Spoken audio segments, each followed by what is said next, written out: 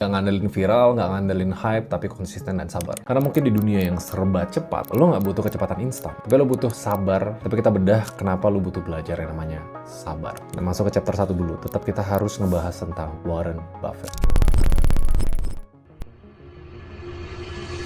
So, pas pensiun di umur 93 tahun, tapi yang kalian nggak tahu, 99% kekayaan dia tuh muncul setelah umur 50. Di umur 21 itu $20.000, di umur 26 $140.000, di umur 30 baru jadi jutawan, tapi di umur 56 baru dia jadi miliarder dunia. Dan itu dengan gaji tahunan cuma $50.000 dari perusahaannya sendiri. Barulah di sana meledak. Umur 66 $16 miliar, umur 72 $35 miliar, umur 89 $89 miliar.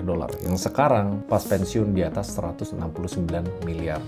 Dan hasil yang dia ciptain selama dia menjabat, returnnya tuh 5,5 juta %. Dan tau nggak prosesnya gimana? Nggak ngandelin viral, nggak ngandelin hype, tapi konsisten dan sabar. Karena Warren Buffett tuh pernah bilang, no matter how great the talent or the effort, some things just takes time. You cannot produce a baby. Kalian nggak bisa bikin bayi dalam 1 bulan dengan bikin 9 cewek hamil. Tetaplah, artinya jelas. Ada hal-hal yang nggak bisa dipaksa cepat, termasuk kesuksesan, termasuk kekayaan sampai ke hidup. Nah, tapi sekarang dunia tuh kayak lagi sebaliknya. Scroll sekian detik, di ekspektasi untuk terinspirasi, upload konten 3 kali, oh harus viral. Kalau nggak viral lu gagal. Invest 6 bulan, harus udah jadi crazy rich. Padahal Buffett juga pernah jatuh loh. Di umur 44, kekayaannya tuh sempat turun dari $34 juta ke $19 juta.